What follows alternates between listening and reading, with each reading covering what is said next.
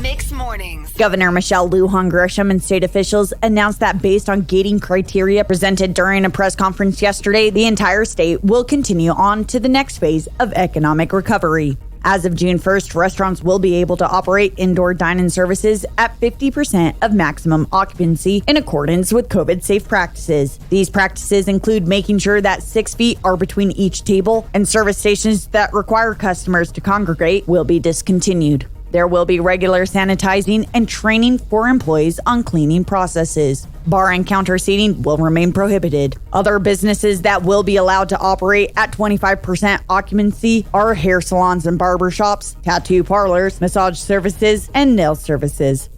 Gyms will be able to operate at 50% of maximum occupancy, along with personal training for up to 2 trainees. Hotels may operate at 50% of maximum occupancy as well. Pools will only be able to operate for lap swimming and lessons of up to 2 students at a time. Drive-in theaters will also be permitted with COVID-safe practices in place. Additional state parks will reopen in phases, however, camping still remains prohibited.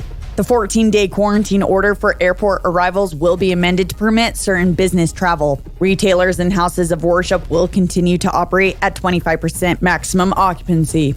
Bars will remain closed, and breweries/wineries will continue curbside pickup permitted by licenses. Face coverings must be worn in a public setting. Mass gatherings and congregations are still prohibited. The governor stated that the next phase of recovery will include theaters, casinos, museums, zoos, bowling alleys, mass gatherings, large events, and more, depending on New Mexico staying on track with virus transmission data and gating criteria. Emergency officials have released a name of a suspect in Thursday's shooting in Clovis and has asked the public for information on the man's whereabouts. On Thursday, May 28th, at approximately 10:30 a.m., officers of the Clovis Police Department were dispatched to 609 Don Loop for shots fired and a gunshot victim. Upon arrival, officers observed a male subject lying on the ground in front of the steps deceased. The Major Crimes Unit conducted an investigation and interviewed several persons of interest and identified Stephen Steele Shepard, 27, as a suspect and has an outstanding warrant for murder in the first degree. Please contact Clovis Police Department at 575-763-9472 for information regarding Shepard's whereabouts. Shepard was last seen in a 2001 white Jeep Cherokee bearing New Mexico AAXC09 Chili plate. If contact is made with Shepard, the public is advised to not engage. Citizens may use tips-off to provide this information and remain anonymous.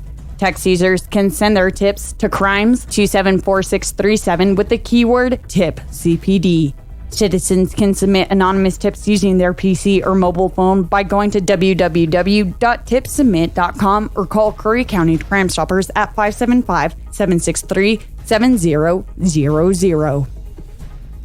Clovis Municipal Schools announced a donation from Pattern Energy of $7,274 to purchase technology items for employees working online enrollment of students and processing financial records.